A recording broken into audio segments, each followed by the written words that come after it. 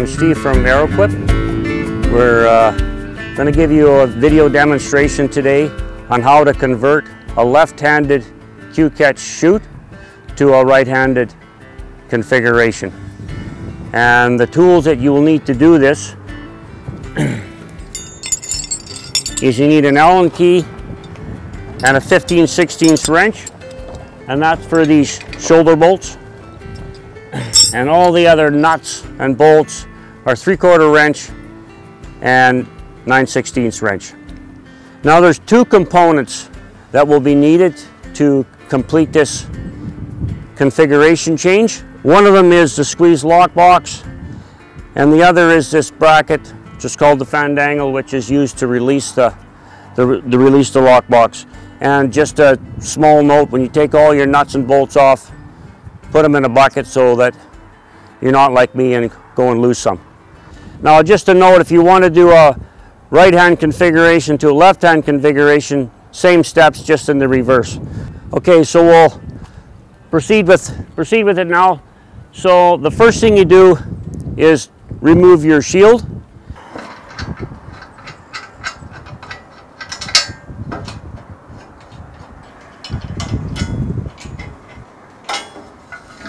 I always leave one bolt in here and let it swing down because the shield is fairly heavy duty. So then just grab it like this, remove your last bolt.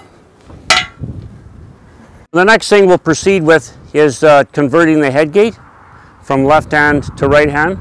So the first thing you do is remove your hammers.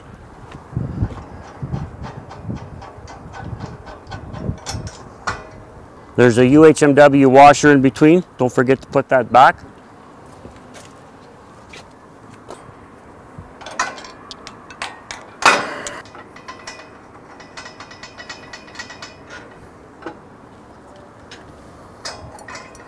There's also a washer in between there.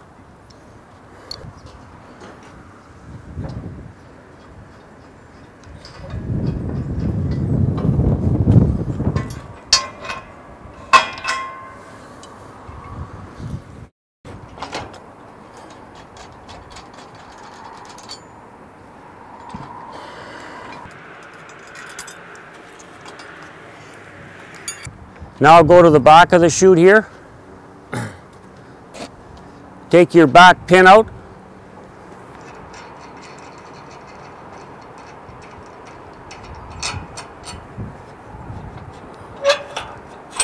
Then just let your bar hang like that.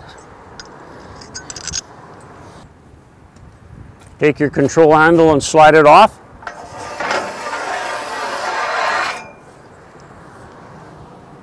Now that your rear control bar is loose at this end, handle is removed.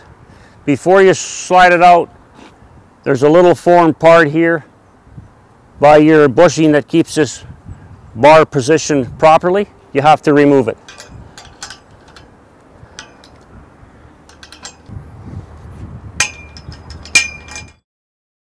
Now your rear control bar will just slide right out the front.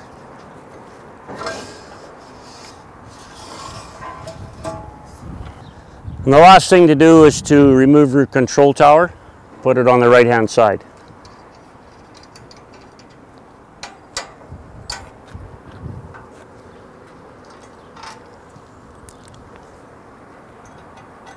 So now we'll take the control tower and move it to the right hand side.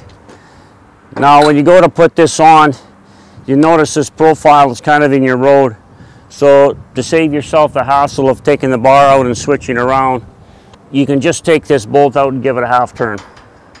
It's very simple.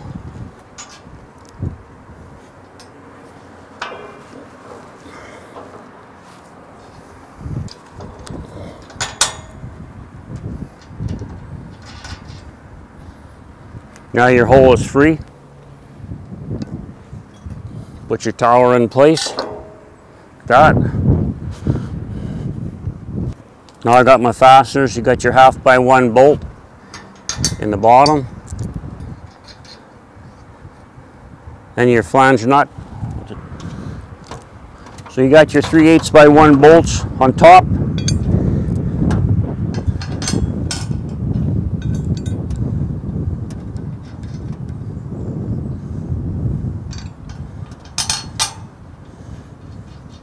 And the other thing I do is I keep all my bolts and nuts loose till after the process is completed, and then I tighten everything up, or otherwise you're going to make life very hard for yourself. Okay, now we'll switch out our rear control bracket now. So this is your rear control bracket. We'll take it off and move it to the other side. So these are the rear control bracket assembly. We're just taking it off from the left-hand side, moving it to the right, and there is a backer plate that goes along with it. Make sure and put that back on. It goes on the other side of the tube like that. That's how the assembly is. And this doesn't matter, it can be put, there's no left or right hand way to put this on.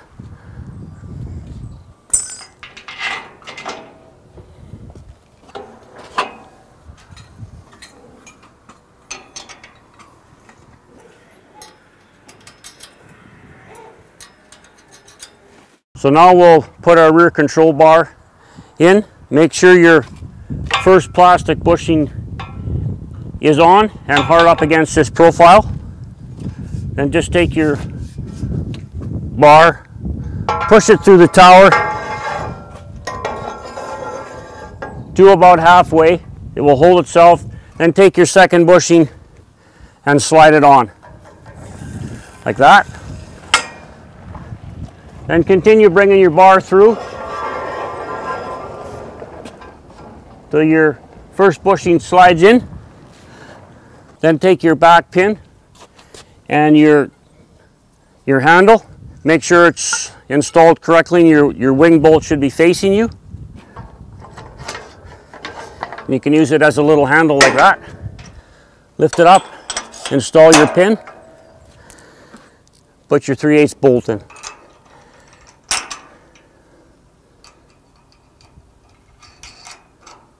Now return to the front of the bar and put your bushing back in your second bushing back in your tower.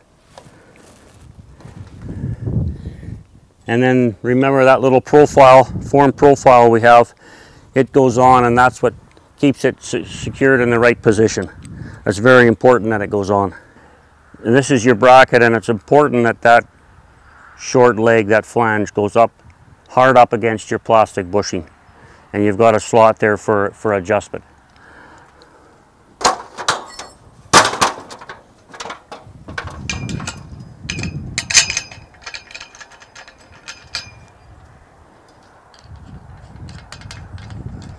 And once again, it's important to make sure everything's tight. Push up your bracket and tighten up your bolt. This bolt I would tighten immediately. Don't leave it.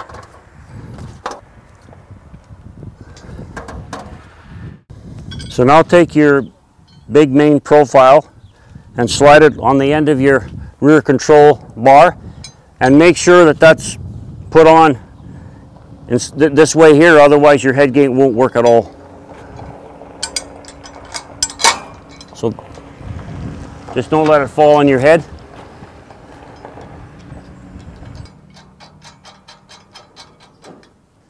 These are 1/2 inch bolts, 3/4 inch wrench. Put them on like this. So now that's complete. Now your next step is to put the hammers on. I'll start with the long hammer first.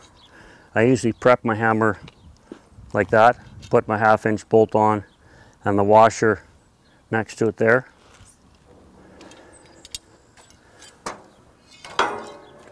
Then make sure to mount this on the hole that's toward this center of the head gate.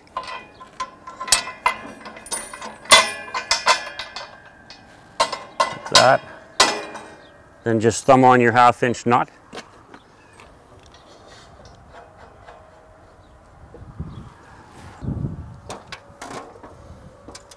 Okay, so now take your shoulder bolt, put it in, then your UHMW washer on the other side, then your hammer, then your nut.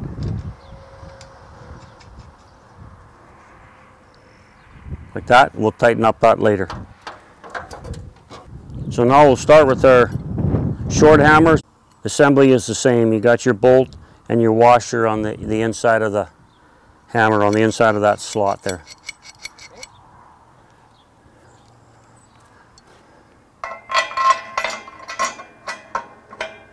So the long hammer goes on the hole on the inside of the door. The short hammer goes on the hole on the outside of the door. So both hammers are installed in the door now. And same thing. Shoulder bolt first, UHMW washer. Install your hammer. Put your nut on.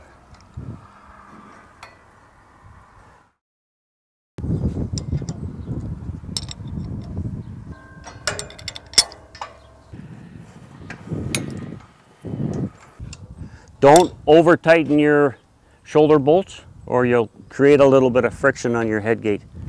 There's a couple of very important points to note here that I want to show you, or your head gate is not going to work properly. So first of all, I want you to note how this hammer is over the near side lock here and how it's on this lock. But what's very, very important is this slot here. These 1/2-inch bolts can't be over tightened because this needs to freely move in the slot.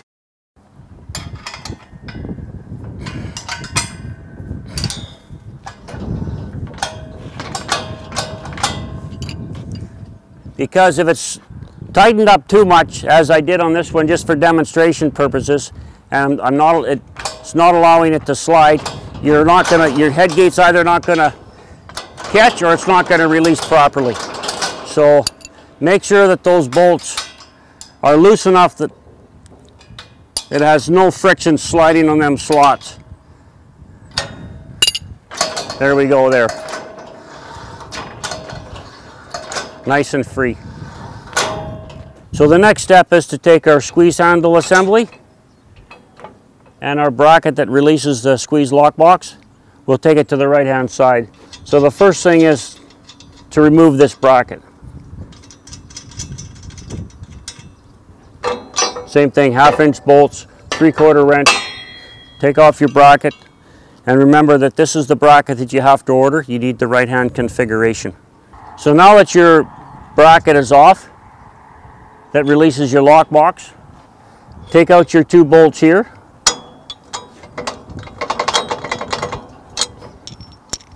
And remove this top pin.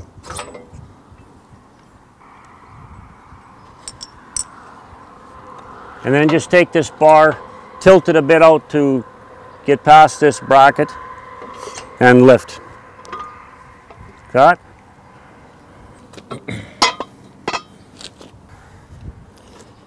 And then your bottom bracket. And there's also a backer plate on here. It's important that it gets put back on.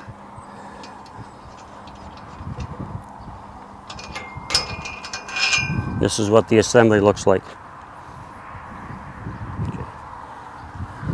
Okay, so now we'll start with installing our bottom bracket on the right hand side.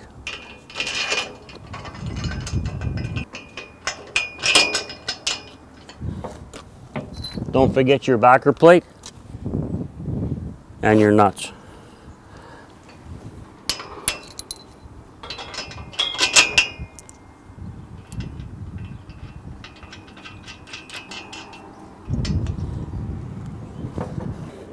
Now we'll take our squeeze handle assembly and slide it on the pin, just like that. Now take your top pin assembly and slide it in the top, just like that. And then you'll need to turn the pin to line up the hole for this bracket. Okay, so now we're going to go inside the chute, and the first thing we're going to do is remove the squeeze lock box assembly and the front bracket that bolts onto this angle here.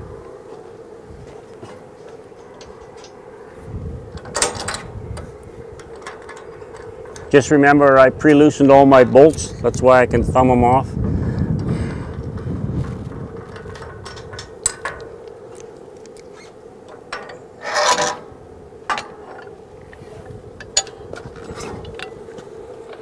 There's your lockbox assembly here with your front bracket, and just remember it needs to be swapped out with the right hand lockbox.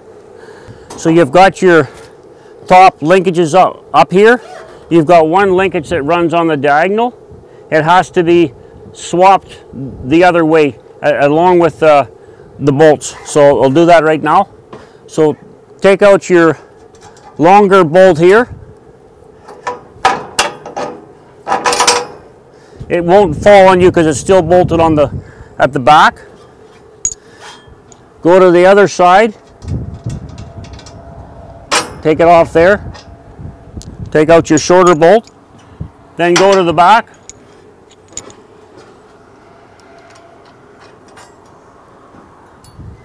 So this is the way this bar was configured in a left-hand version. So what you need to take out your bolts, then just simply take this bar and reconfigure it this way. Bearing in mind that the bolts in this top bar go in these inside holes. You see there's two sets of holes. One's closer to the outside. It goes on the hole that's farthest from the end. It's very important or your squeeze will not work, not function properly at all.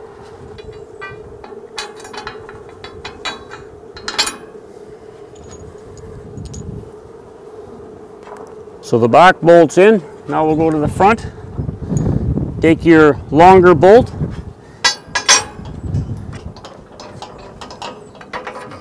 If it doesn't line up, just move your squeeze a bit like that till it does. And this bolt goes through two linkages. Put it in, and then one more bolt to go.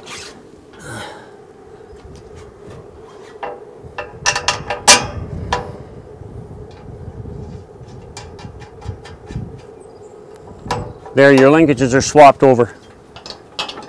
Everything is working good.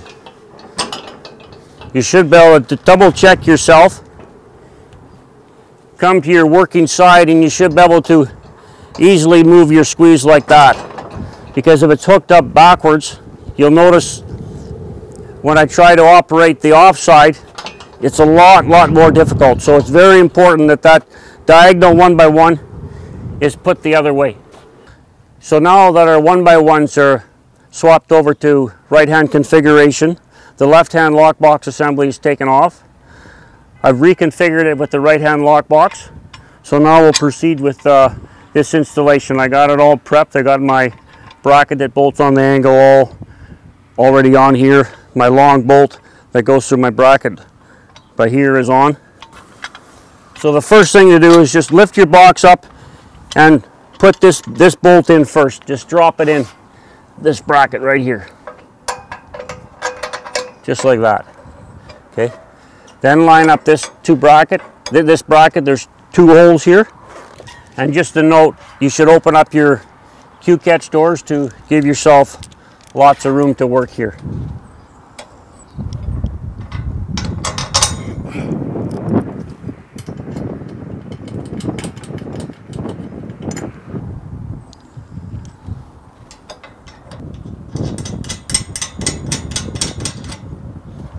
So this bracket's installed with your bolts, nuts are on. Go back here to your lock box and put your nut on the bottom. Complete. So now that we've got the squeeze linkage reconfigured, we've got the right hand squeeze lock box installed, and make sure your bolts are tightened up on that. Your main long bolt to your box, make sure it's not over tightened, because it needs to swivel and move a bit. You don't want to create too much friction. So the last thing we have to do here is take your right hand configured Fandangle and get it installed. So your top bolt goes through your Fandangle, and it also goes through this top pin here. So you need to make sure that they're all lined up.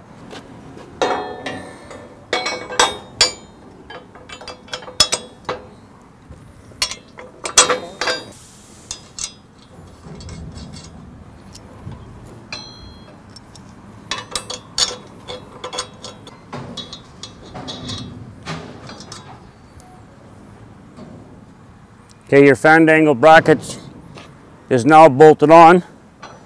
So the next step is to make sure that you've got your adjustment properly. So what you want to do is loosen these two bolts here, 2 1/2-inch bolts. They have jam nuts on them. Loosen them right off so you got some movement there. Now, I'll start by taking your bolt that's on the front of the chute. That's the first one to adjust. Take your handle and set it so that this bracket is pushing this in about 1/4, 3/8 of an inch. And then just set it like that. And then tighten it up.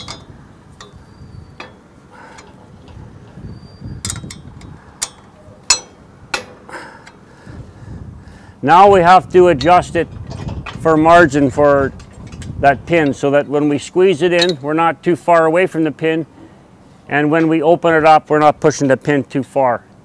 So I'll set it and then I'll show you the margins that are needed.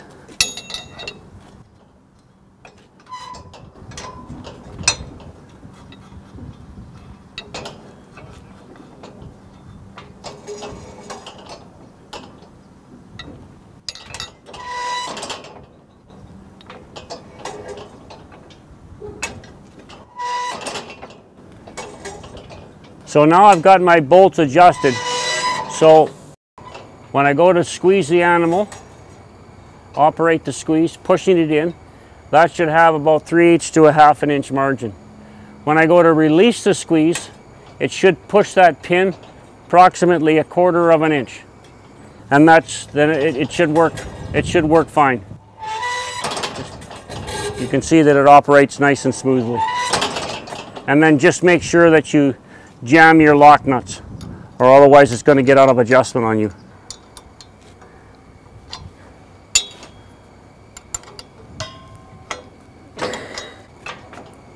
So just to recap, when you release the squeeze, open it up, you're pushing your lock pin about 1/4 of an inch. When you're using the squeeze, squeezing the animal, you got about 3/8 to a 1/2 inch margin. So you can see the squeeze is operating nice and easy. Okay, so the last thing there is to do to complete this left hand to right hand configuration is just to install your shield. So like I say, what I normally do is just hold on to it like that, put one bolt in first,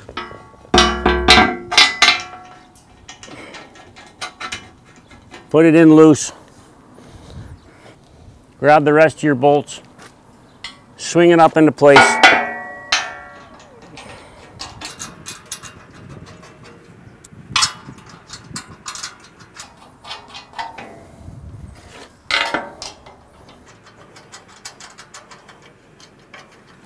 And there you have it.